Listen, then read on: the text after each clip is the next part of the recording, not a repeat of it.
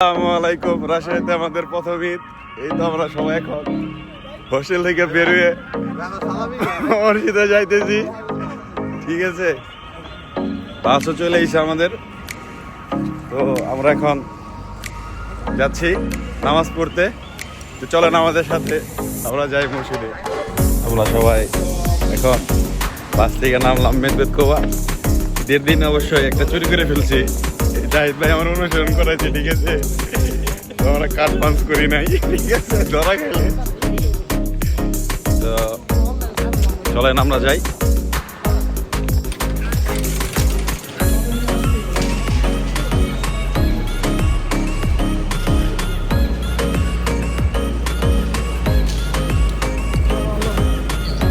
Helmet এখানে আবার punch করতে হবে, খুলে যাবে, খুলতে সিম সিম।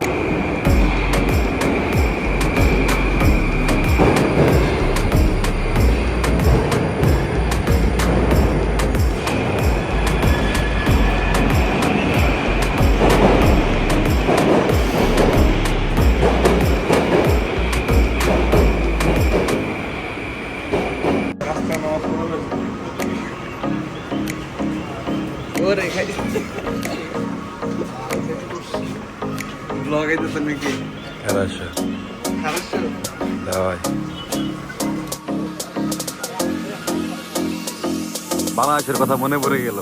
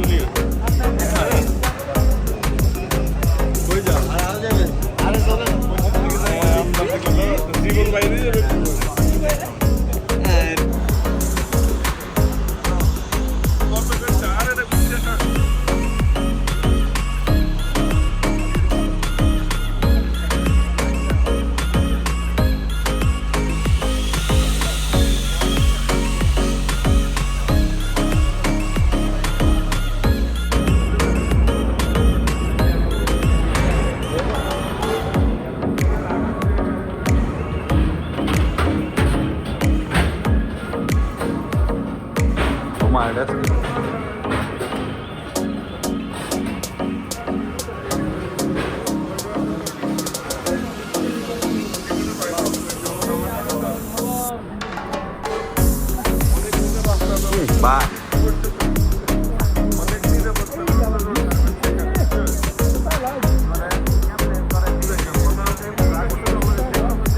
Very on my video.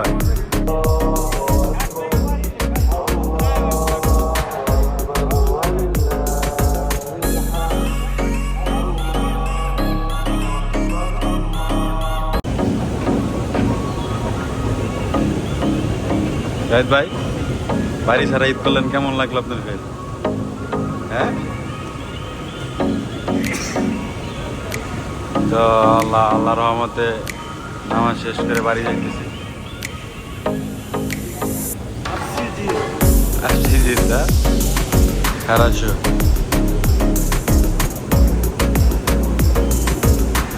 তো আল্লাহর অশেষ রহমতে ঈদের নামাজ মস্কোতে শেষ করলাম। তো আসলে বেসিক্যালি বলতে গেলে বলা লাগে যে কি বলবো, আসলে কোনো ভাষা নাই। ঈদ বলতে আসলে বিদেশের মাটিতে কি ঈদ বলতে কোনো কথা নাই। সবসময় একটা জিনিস মাথায় রাখবেন যে নিজের দেশ সবার প্রায়োরিটি আগে। তো যেমন এখন এলাকায় থাকলে, যেমন আমরা এখন বেসিক্যালি ঈদের নামাজ পড়তাম।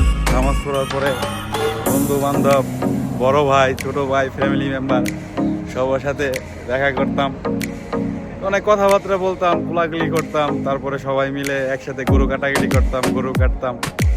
তো এখন বেসিক্যালি বিদেশের মাটিতে আসলে সত্য কথা কি, মানে ছোটবেলা থেকে শুনতাম, মানে যারা এর আগে যারা বিদেশ ছিল তারা বলতো যে বিদেশের মাটিতে আসলে ঈদ হয় না।